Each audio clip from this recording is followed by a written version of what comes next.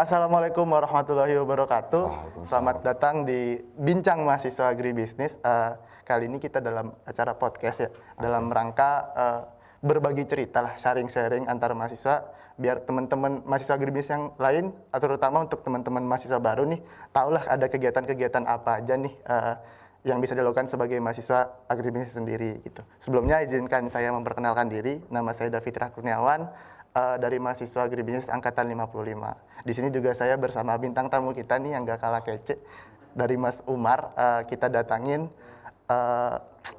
Mas Umar ini cukup sering gitu dari tingkat 1 berkecimpung gitu di dunia organisasi kampus. Mungkin kita sekali ini bercerita dikit lah tentang organisasi kampus. Mas Umar sendiri dari tingkat 1 dan dari tingkat 3, sampai tingkat 3 udah berkecimpung gitu, dan sekarang sedang menjabat sebagai Ketua Badan Eksekutif Mahasiswa Fakultas Ekonomi dan Manajemen tahun ini. Ya. Mungkin Mas Umar bisa berkenalan. Oke, terima kasih Mas David. Tadi Mas David udah memperkenalkan diri ya? Udah. Udah ya. Oke. Jadi saya Umar, kerap dipanggil sama teman-teman ataupun dosen atau siapapun sebagai dengan nama Umar tentunya. Terus alhamdulillah seperti yang disampaikan, saya aktifnya di dunia organisasi mulai dari tingkat 1 sebagai Ketua Umum DPM PPKU, kemudian lanjut ke tingkat 2 di staf PSDM BMKM, dan ketiga di Ketua Umum BMFEM. Kurang lebih itu aja ya secara ringkas, mungkin nanti kita bisa ngobrol Oke, lagi. baik. Tapi sebelumnya kayaknya ini fasilitas baru ya Mas Iya, ya. Ada keren podcast dan saya terlihat sangat ganteng gitu. Dan putih gitu. Iya, semoga tidak palsu ya. Siap. Aslinya tidak kecewa nanti. Semoga tidak membosankan lah ya untuk Amin. tema hari ini. Oke, baik. Saya akan mulai dengan pertanyaan dasar sih Mas, Boleh. tentang kenapa sih gitu Mas mau memulai untuk berkecimpung di dunia organisasi kampus pada pertama kali itu pada tingkat 1. Oke, sebelumnya ketika mungkin kita bawa jauh ke belakang ketika saya masih pesantren, karena basis saya pesantren, di situ ada organisasi-organisasi juga, dan ya saya lebih aktif di sana, jadi dunia organisasi jauh lebih familiar gitu. Dan jadi tanda tanya juga gimana sih sebenarnya organisasi di dunia kampus.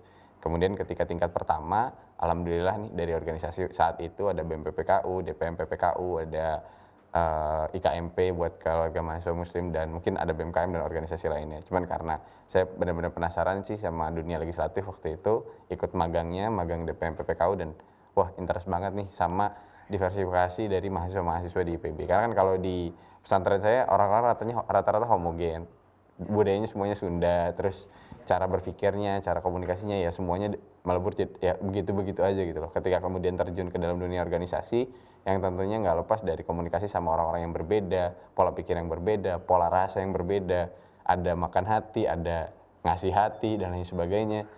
Wah, ini sangat menyenangkan buat saya gitu, karena bukan berarti hal-hal lain tidak disenangi, seperti misalkan ikut lomba atau aktif di hal-hal lain, tapi menurut saya organisasi adalah jalan yang saya banget kayak gitu mungkin. Oke, berarti Mas udah ngerasa ini passionnya banget ya? Seneng banget. Dan berawal dari keresahan juga Mas ya? Sebenarnya gini, kalau misalkan bicara tentang keresahan, biasanya ada senior saya pernah bilang, kalau misalkan kita masuk organisasi karena satu keresahan itu selesai, alasan kita di organisasi itu hilang. Jadi kalau misalkan kita berangkat hanya karena satu keresahan atau dua keresahan, ketika selesai ya udah, alasan kita di organisasi itu hilang. Keresahan mungkin jadi satu atau dua alasannya, tapi yang utama adalah ya karena saya ingin gitu. Saya suka di sini, dan karena itu saya jalani. Oke, berarti atas rasa suka juga ya Betul. untuk memilih. Oke, baik. Mungkin ini yang sering ditanyakan oleh mahasiswa-mahasiswa yang sekiranya mau masuk ke organisasi kampus gitu. Maaf belibet.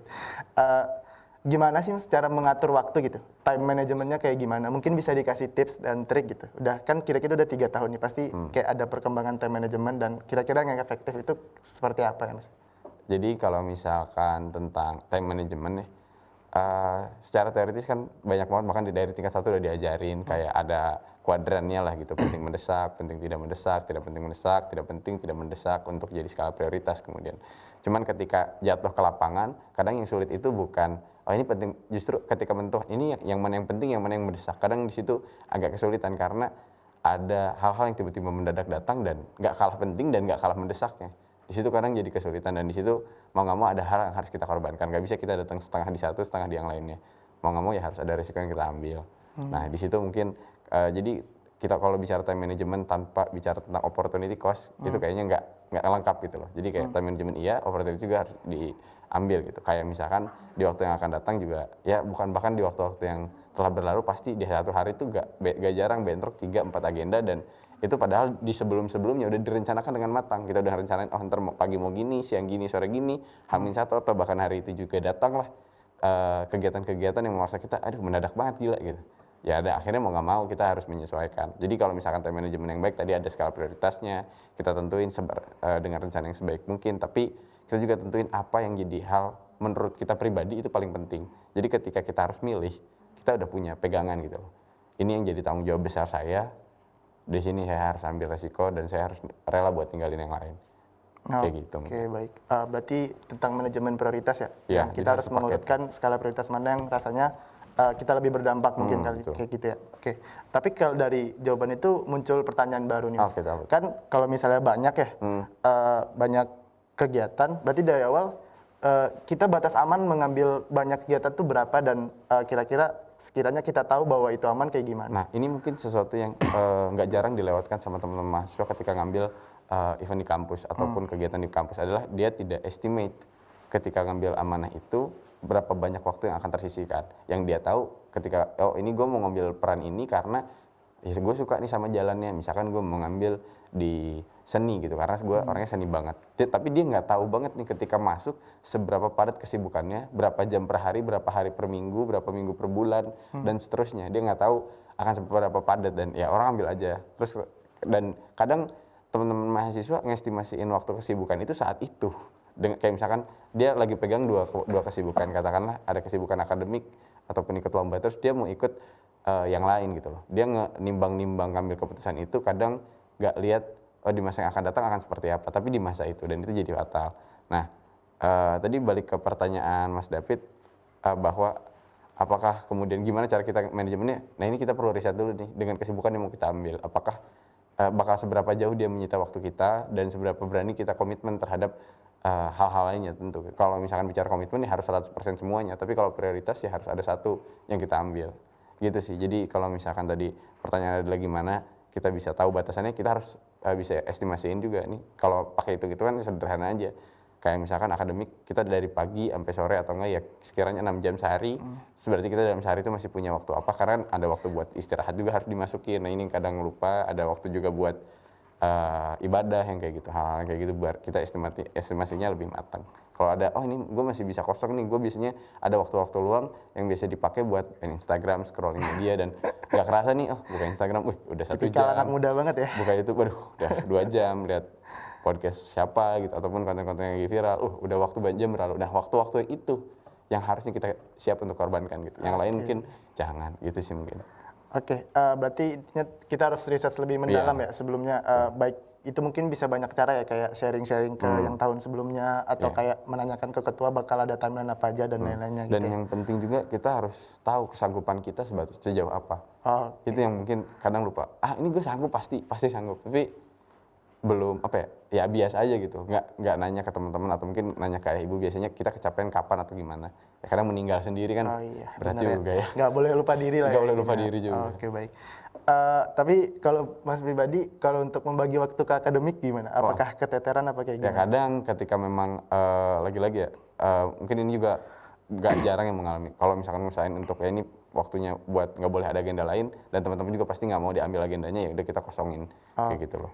Tapi insya Allah alhamdulillah kalau kerja kelompok mungkin kalau misalkan secara kuliah rata-rata semuanya kosong yang nggak bisa kita ambil. Cuman kalau misalkan ada kerja kelompok atau kerja yang emang atau tugas gitu yang biasanya kita ambil kalau tugas individu mungkin bisa kita atur sendiri ya. Nah kalau misalkan udah tugas kelompok kita harus nyepakatin sama teman-teman, tahunya kita bentrok dan ini sangat sering terjadi mungkin. Nah yang baik adalah ketika kita komunikasi.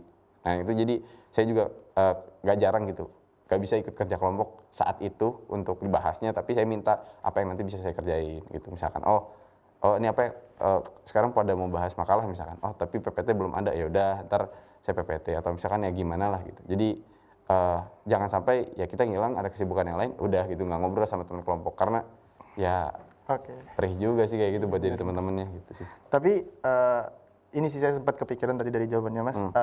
Berarti faktor bagaimana ketua nih yang kan kita bakal join, ketua yang bakal kita bersamai lah istilahnya. Kita harus tahu juga dong karakter dia bagaimana, apakah dia karakter yang bakal memaklumi atau gimana kalau misalnya ada kegiatan-kegiatan kayak gitu ya. Tapi menurut saya ketuanya punya, mungkin setiap ketua punya karakternya masing-masing. Cuman ketika dia mau apa ya, ada batas toleransi yang dia punya gitu. Nah, jadi perbedaannya adalah kalau memaklumi atau nggak memaklumi pasti ada juga, pasti ada masa dia memaklumi, ada masa di mana dia nggak memaklumi. Nah, kita harus sesuaiin juga batas toleransi dia sejauh apa gitu. Kayak apakah kita excuse kecil harus izin ke WC buat ninggalin ini dia memaklumi, atau dia yang strict banget atau seperti apa. Jadi batas toleransi yang kita tanya gitu lewat pertanyaan-pertanyaan kayak kalau ini boleh nggak, kalau ini nggak boleh nggak. Tapi pasti rata-rata setiap ketua ditanya gitu, lihat kondisi karena ya emang bener tergantung kondisinya gimana sehingga dia bisa mutusin Seberapa urgent kali iya ya. seberapa urgentnya kayak gitu. Kalau udah mulus ya gas emang nggak, silahkan gitu. Bener banget ya, nggak bisa ditahan Nggak kali bisa ya. ditahan gitu. Oke, tapi menurut Mas sendiri idealnya pemilihan ketua itu apakah orang yang kita kenal, apa ya kalau dia orang baru yang baru kita kenal tapi visi dan misinya jelas ya udah nggak apa-apa, apa kayak gimana? Idealnya seperti apa? Oke, mungkin sebenarnya ini menarik ya kalau misalkan ada survei yang Iya. survei pada Berdasarkan data pemilihan kali gitu ya. Ya kalau itu kan jadi kita bisa tahu secara terukur sebenarnya mereka milih orang itu karena apa gitu loh. Oke. Tapi kalau memang secara sekilas orang kadang nggak terlalu peduli sama apa sih visi misi yang tercantum, dan jadi teman gua bodo amat apa yang dijalanin, gua percaya sama dia, gua lihat dia, gue pilih dia. Tapi kadang juga ada yang benar-benar pure dia nggak ngerti, dia mau baca gagasannya. Tapi biasa aja orang yang peduli sama visi misi dan sebagainya adalah orang-orang yang memang ingin ikut campur nantinya, bukan orang yang emang ya udah milih aja gitu loh. Milih aja kadang memang ada beberapa faktor atau mungkin satu dua hal ya, karena kan contoh misalkan jadi ketua BEM. Jadi ketua BEM kan ada banyak faktor nih. Misalkan dia jadi di minat bakatnya, mau di pergerakan atau di pelayanannya. Lihat dia misalkan orang yang ngeliat ini, gue tuh pengen tahu gimana sih si ketua BEM ini misalkan mau bawa terkait pelayanannya misalkan. Nah itu doang yang dikutip, tapi ya udah. Jadi nggak bisa, dia nggak visi misi harus secara utuh. Gue cuma pengen tahu lu kalau misalkan pelayanan gimana sih, kayak gitu.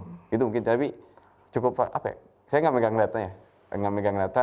Kenapa orang bakal cenderung memilih yang mana kayak gitu loh. Tapi Kalau dari pribadi? ya bincang-bincang dengan teman-teman, kalau misalkan saya pribadi ya lebih memilih untuk mana yang emang punya sejalan gitu dengan apa yang emang saya mau gitu loh, dalam beberapa faktor. Misalkan saya pengennya kalau misalkan bicara terkait PSDM tuh saya pengennya kayak gini, kalau misalkan dia agak berbeda coba, kalau misalkan yang satunya, karena kan biasanya kita punya idealisme sendiri tapi Iya. dua-duanya nggak cocok, Iya, butuh yang mau maju tuh disinkronin nggak kali cocok ya. gitu dua-duanya. Ya udah kita cari mana yang paling cocok aja kayak gitu. Atau ada juga ya mungkin ini nggak sedikit juga yang kayak cari yang paling ganteng, disitulah saya insecure. Baik. Oke. Berarti bukan tentang visinya itu bukan tentang benar dan salah ya. Iya, Berarti karena tentang mana yang mendekati dan sesuai. kira-kira satu visi dan Iya, sama betul. ya. Oke, berarti untuk teman-teman yang pengen masuk ke organisasi kampus tadi di awal, gimana nih teman-teman punya alasan yang kuat gitu. Istilahnya tuh strong way-nya gitu. Kenapa memilih berkecimpung dan kira-kira bakal berguna buat apa dan sekiranya kita bertahan karena apa kayak gitu. Terus ketika apa tadi manajemen waktu, ya kita harus bisa ngurutin skala prioritas kita gitu teman-teman. Mana nih yang sekiranya yang paling urgent, mana yang paling penting, dan kira-kira kita harus ada memahami gitu batasan toleransi oleh pimpinan kita, bakal mentoleransi bakal kayak gimana sekiranya kalau misalnya kita tinggalkan. Pun kalau misalnya kita mau memilih banyak kegiatan, ya kita harus riset lebih mendalam gitu. Kira-kira bakal bertabrakankah? Apakah dari garis timeline bakal ya saling berbentrokan lah, kan nggak enak ya sekiranya kalau kita tiba-tiba meninggalkan amanah karena amanah yang kita ambil terlalu banyak dan kitanya bakal kecapean sendiri kayak gitu. Oke. Kira-kira seperti itu ya Mas. Betul, sepakat. Oke, baik. Dan ini mungkin untuk sharing-sharing lah ke teman-teman yang sekiranya mau daftar tapi nggak tahu nih masih ngambang gitu. Kira-kira biasanya timeline oprek itu seperti apa gitu? Kegiatan-kegiatannya apa aja gitu. Kayak gitu. Sebenarnya hampir rata-rata punya template yang umum, sosialisasi bahwa akan coming soon, ada pendaftaran, terus biasanya ada pendaftarannya misalkan ada diklat magang atau pelatihan dulu, terus kemudian yang ada alurnya biasanya ngisi administrasi dulu, terus kemudian dikasih pembekalan dan lain sebagainya. Ada juga yang kadang skip bagian itu, terus lanjut ke tahap wawancara. Ada juga misalkan langsung daftar yang langsung wawancara semua kayak gitu. Ya tergantung kondisi organisasinya lah. Tapi biasanya template-nya daftar, pelatihan atau pembekalan, terus kemudian wawancara. Kalau misalkan nanti ada tes-tes lain, biasanya kalau buat kemungkinan ya dia wawancaranya juga sekalian grand design yang ngasih tahu gimana nih yang mau dia bawa dan sebagainya. Habis itu baru pengumuman. Nah, tapi biasanya ini kan udah di bagian timeline rekrutmen. Coba teman-teman kalau misalkan emang udah mau nargetin organisasi, cek juga nih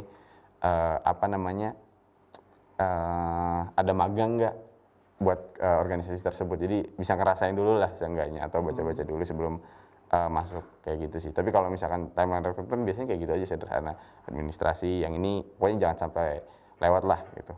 Biasanya kan hal sederhana kayak CV ataupun ya tergantung si organisasinya punya standar seperti apa. Mintanya seperti apa ya? Di wawancara ya jawabnya jujur aja, tapi jangan terlalu polos buat hal-hal yang tidak penting disampaikan gitu. Hal yang tidak perlu nggak usah sampaikan juga, tapi jujur aja di situ. Terus ya udah dari situ serahin aja ke yang maha kuasa lah. Kalau misalkan takdirnya gas, kalau enggak ya udah berarti tempatnya ada dikasih tempat yang lain kayak gitu. Oke, ngomong-ngomong soal wawancara nih. Oke. Kan biasanya orang-orang yang maksudnya bagi yang pertama kali ini biasanya deg-degan gitu dalam menghadapi pasti. wawancara.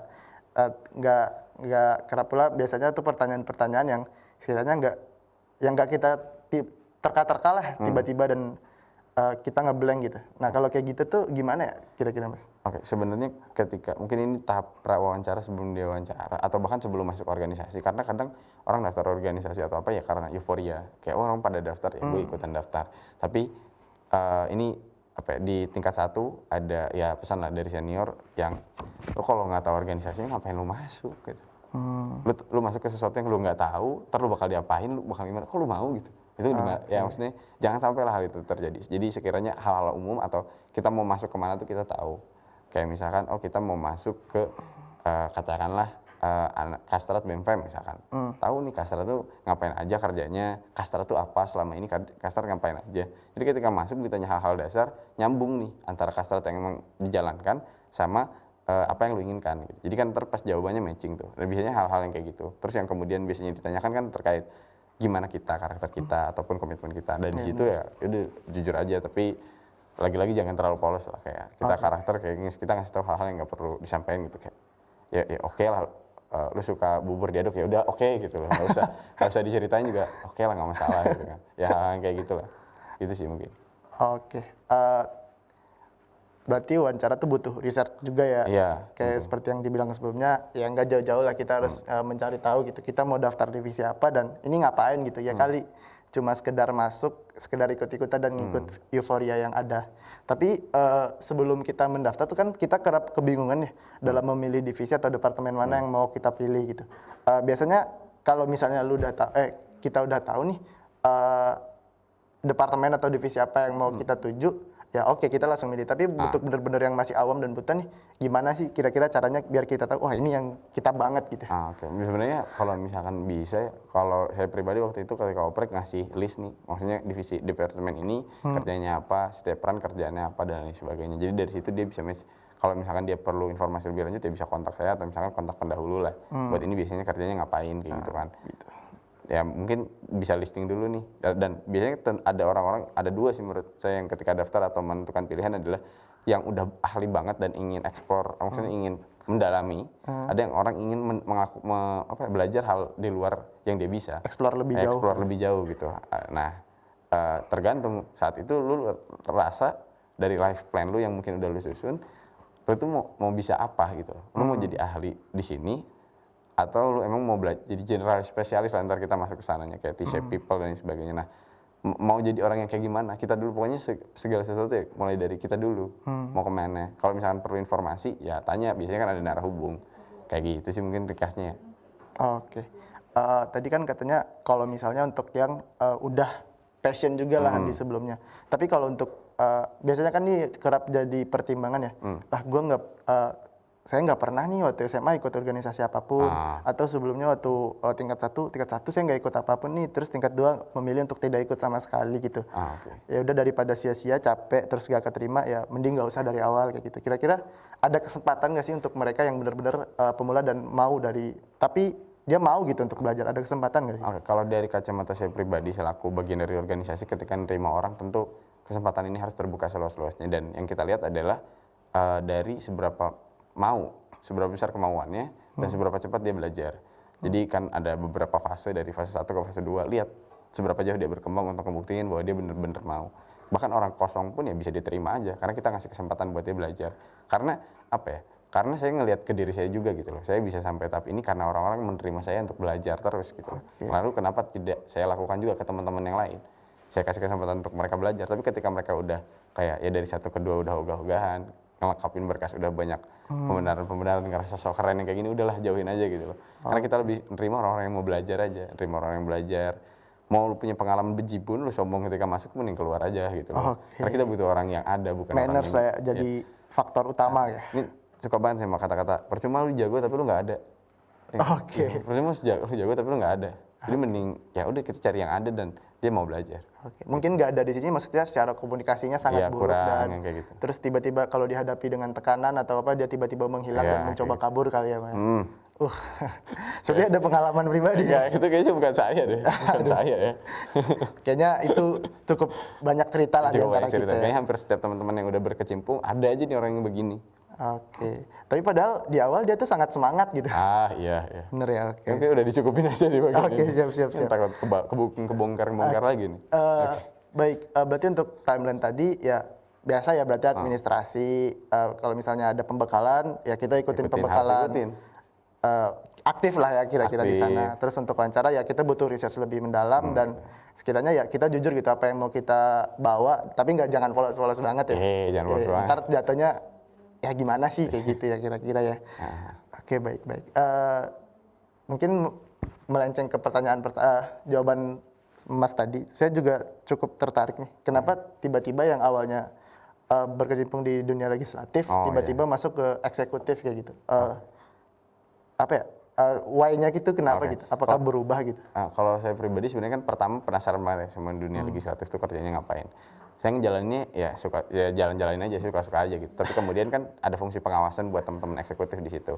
Dan ketika ngawasin ya saya nggak bisa ikut turun. Itu hal yang menurut saya agak, saya pengen bantu gitu. Saya pengen bantu, tapi kalau misalkan bantu ntar ada bias penilaian karena kan DPM menilai BEM. Kalau misalkan saya sebagai teman-teman pengawas itu juga ikut tak berarti saya menilai diri saya sendiri. Kan itu ada aturan mainnya lah tertuang dalam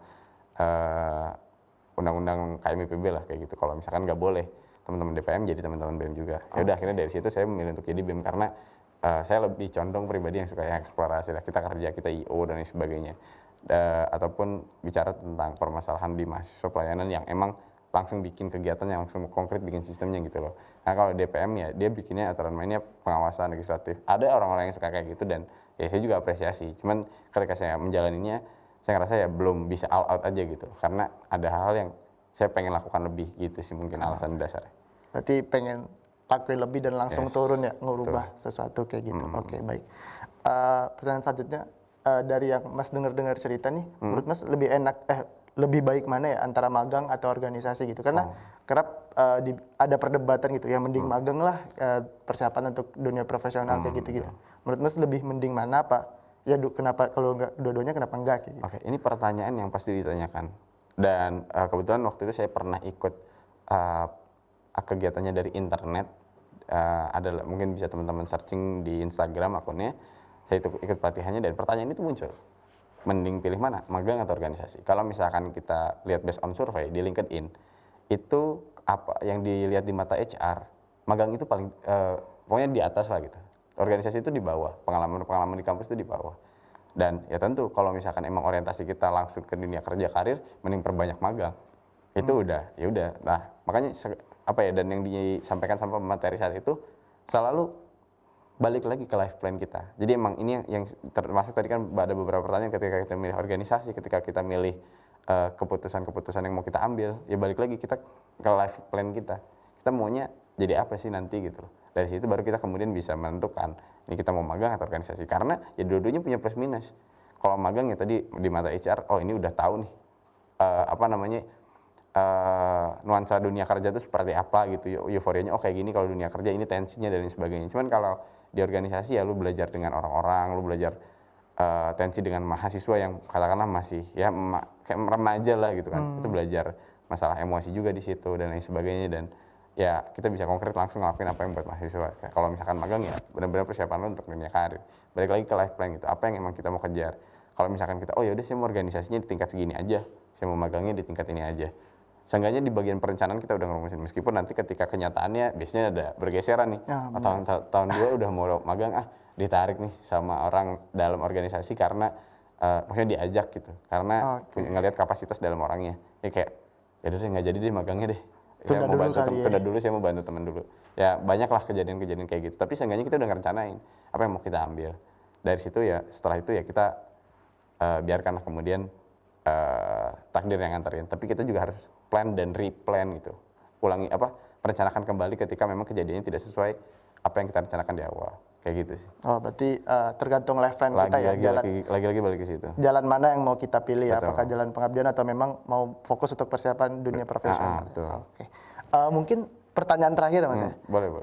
Kira-kira selama berkecimpung nih di dunia organisasi kampus, relate gak sih sama jurusan kita sendiri atau departemen kita sendiri sebagai mahasiswa agribisnis? Menurut Mas Umar relate apa enggak nih Mas? Kalau misalkan kita lihat di mahasiswa agribisnis, meskipun saya bukan pelajar yang ambis banget ya, masalah akademik, tapi ya sedikit banyaknya kita bicara tentang, kalau agribisnis sering banget bicara tentang sistem lah ya, sistem dari hulu ke hilir, terus ada micromanagementnya, terus kita bicara tentang resiko-resiko, dan kadang sering juga nih nyambung, bahkan ketika kita bicara tentang strategi dan kelayakan bisnis misalkan, strategi dan kebijakan agribisnis, kemudian kita relate, oh ternyata masalah hal-hal strategis itu secara teori umumnya itu bisa relate dengan hal-hal yang terjadi di organisasi, ataupun ketika kita bicara tentang resiko, mau resiko bisnis atau resiko organisasi, itu ada polanya, atau pokoknya ada satu pola yang sama yang terjadi dalam sesuatu sistem gitu loh, bagaimanapun bentuknya, dan menurut saya ya relate aja gitu loh. Atau misalkan teman-teman belajar jurusan ini, kalau teman-teman yang nonton bukan agribisnis ya, meskipun teman-teman jurusannya bukan hal-hal yang kemudian ada relate-nya,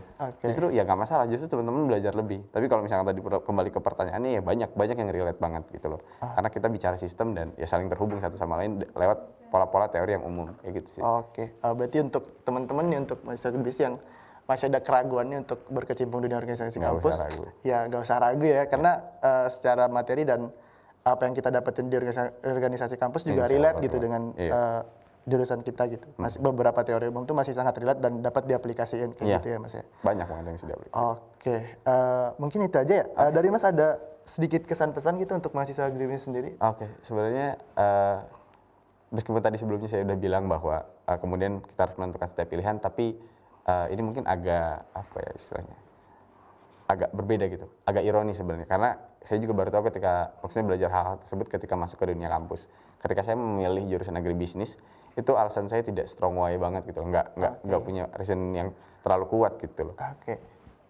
Tapi kemudian ketika saya masuk, ya saya ketemu teman-teman yang luar biasa, karena budaya agribisnis yang solidaritasnya luar biasa tinggi, dan di situ ada kebanggaan tersendiri gitu ketika saya maju kemana-mana dan lain sebagainya. Saya ngerasa ya punya keluarga lah di teman-teman agribisnis. Jadi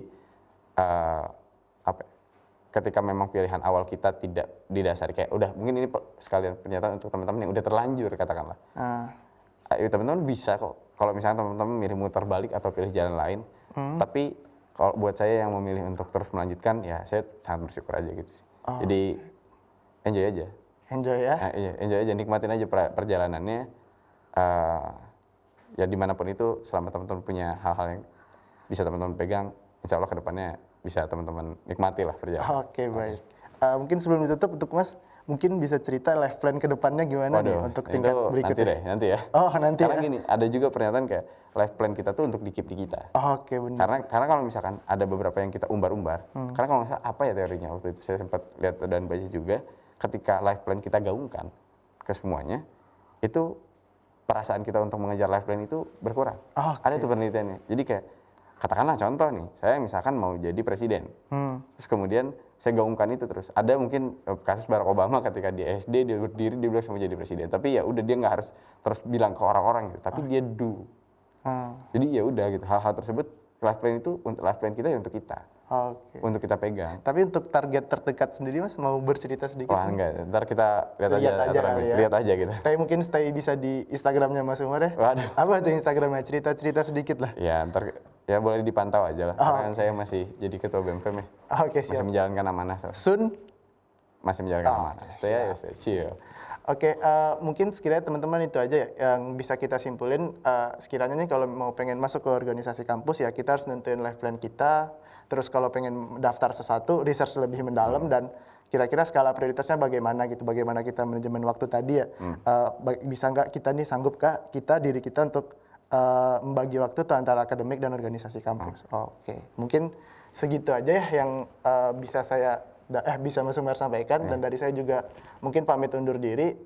Terima kasih. Mungkin untuk kedepannya kita bisa bincang-bincang lagi nih di Bincang Mahasiswa Agribisnis, datengin Yang lain ya? Yang lain ya orang-orang baru yang lebih keren, Ntar bisa bukan Mas- lebih Mas sih, Edwin, yang Ketua keren juga. Himpro gitu Iya, ya? ketua hipma kita. Iya. Atau dari wakil ketua BM. BMKM, Mas BMKM. Panji ya, Oh, Mas agribisnis Panji. Ya 64 boleh tuh, ya. agribisnis juga tuh. Iya, atau alumni-alumni yang sekiranya udah berkecimpung gitu di dunia profesional. Ya, Oke. sepakat, sepakat. Ditunggu banget. Iya, stay tune aja gitu ya. Iya, iya. Oke, di YouTube-nya agribisnis. Iya, iya. Departemen agribisnis. Oke, mungkin segitu aja.